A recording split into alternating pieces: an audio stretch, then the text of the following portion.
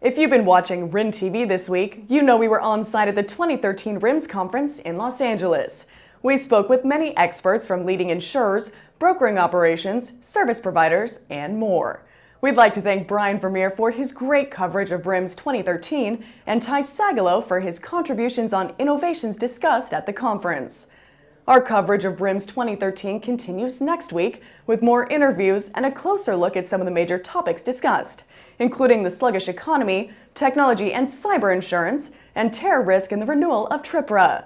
We leave you with some of the sights and sounds from RIMS 2013. If you missed any of our reports, visit our on-demand library. I'm Marisa Christian. Join us next time for more world risk and insurance news on RIM TV. The new challenges risk managers face in contributing to corporate goals is not really a new challenge. It's a continued challenge to demonstrate the value of risk management and the risk management program. So it's really just continuing to impact strategy, to impact on companies meeting their strategic objectives and goals, and how is risk management playing a part in that? How is risk management playing a part in, unearthing what uncertainty is out there for companies and them not being able to reach their goals. And that's one of the challenges for the risk manager is how to predict the risks associated with economic challenge and how those manifest in terms of their businesses, their supply chain, their competitors, etc. It's a very, very complicated world that we operate in, a very challenging world for the risk manager. And obviously that creates opportunity for advisors such as ourselves to help the risk manager through those challenges. Let me be clear and unequivocal. Willis's position is that TRIA needs to be renewed. We think that is obviously in the interest of the insurance industry and the provision of that type of insurance backstop from your government, but also in terms of the macroeconomic picture and the ability for organizations to invest in infrastructure, to develop their businesses and to grow.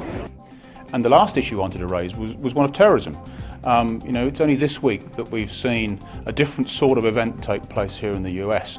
And we see around the globe a still fast-moving world that both clients, insureds, risk managers and insurers all need to make sure that what we do our best to do is ensure that there is a relevant, where possible, risk transfer product available to all that reflects the new and ever-changing world.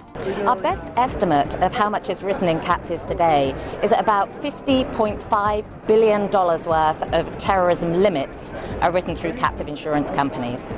The big concern at the moment is, will TRIPRA be renewed at the end of 2014 or will it expire?